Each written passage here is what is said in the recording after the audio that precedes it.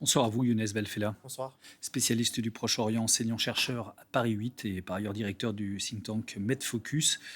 Benyamin Netanyahou dit que renoncer à Rafah, c'est perdre la guerre. Est-ce que ça veut dire déjà que l'offensive est plus que jamais imminente? Je crois que la déclaration ou l'annonce de l'offensive, il était déjà faite, ça fait quelques semaines. Maintenant, ce qu'on comprend d'après les déclarations de Benjamin Netanyahu, c'est effectivement le fait de faire une pression par le biais de cette offensive sur le Hamas pour gérer la négociation des otages.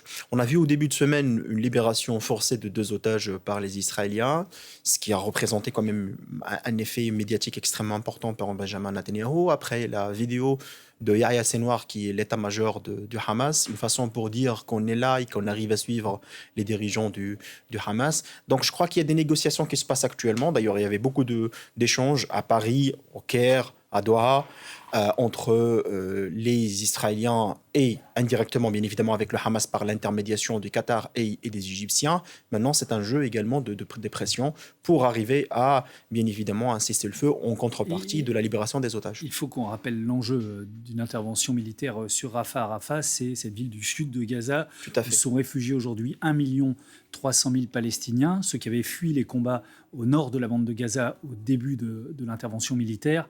Ce serait une catastrophe humanitaire gigantesque s'il y avait cette intervention militaire israélienne sur Rafah. Largement, parce d'abord, il n'y a pas d'issue. Donc, d'ailleurs, même les déclarations israéliennes, quand on dit il faut que les Palestiniens quittent ce territoire, ben, ils vont partir où? Même les Égyptiens, qui sont des amis des Israéliens et qui ont signé depuis 1979 les accords de paix avec Israël, ils ont manifesté un mécontentement très très ferme par rapport à une intervention à Rafah, qui est la ville en frontière avec l'Égypte, dont il y a bien évidemment le fameux porte frontalier de Rafah, qui représente la seule porte pour faire entrer des aides militaires. Mais pour qu'on comprenne bien, que peuvent faire ces réfugiés si l'armée israélienne intervient sur Rafah? Où peuvent-ils aller?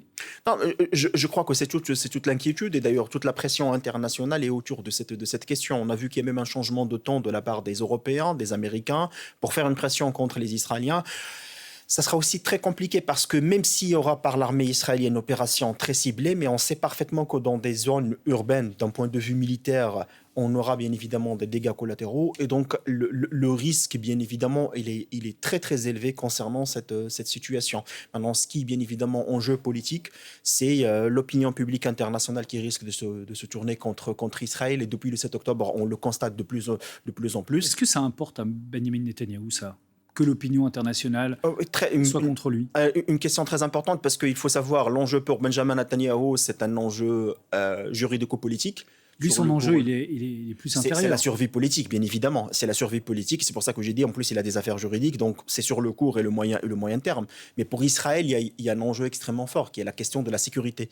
Et la sécurité durable dans la région.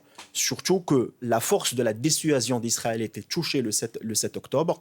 Maintenant, éventuellement, il y a une autre tension qui se joue dans le territoire libanais, entre la frontière libano-israélien. On a vu cette semaine qu'il y a aussi une opération contre un des commandements du Hezbollah. Les tensions se lèvent vers des villes qui dépassent la frontière libano-israélienne, comme la ville de Nabat, comme la ville de Nabatéa, et comme la ville de Safad.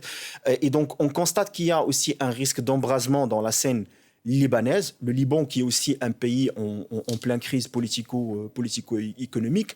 Maintenant, cette tension aussi fait beaucoup de pression sur quelle sera l'issue, quelles seront les négociations entre les Israéliens et les Palestiniens sur cette question. Donc l'avenir du Gaza aussi, c'est une question qui est pressante pour l'opinion publique internationale.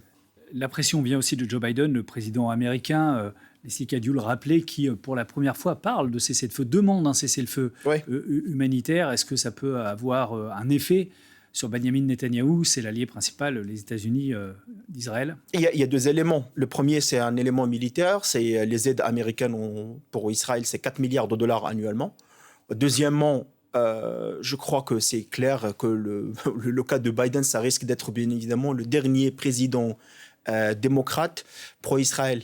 Donc il y a aussi un enjeu électoral là-dessus qui est très fort. On sent qu'il y a aussi une pression dans les universités, chez la population jeune, c'est tous les démocrates, chez ce qu'on peut appeler aussi un lobby arabe aux États-Unis, qui manifeste clairement que les positions de Biden étaient clairement fausses par rapport à son soutien inconditionnel à Israël. Et donc, effectivement, même les déclarations de Biden, je le classifie pas seulement parce qu'ils ont un enjeu externe, mais ils ont aussi un enjeu interne, et on parle aussi des élections américaines dans cette année, donc en 2024.